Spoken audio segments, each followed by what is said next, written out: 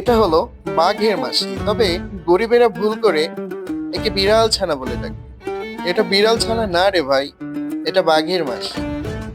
আর বাঘের মাসি হোক আর সিংহের মাসি হোক, মাসিটি আসলে ভুল ক্রমে চলে এসেছে আমার দাদার রাজ্যে।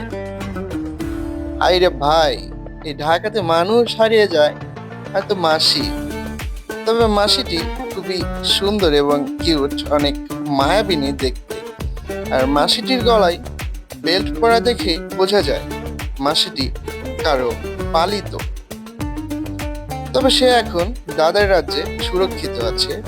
আর মাসিটি যেই বলে আয় রে, তার সাথে যায় রে। মাসিটি যে কারোর সাথে চলে যায়। আর দেখতেই পাচ্ছেন বয়সটাও কম, তবে খুব সুন্দর দেখতে। তাই দাদার রাজ্যে সে এখন সুরক্ষিত।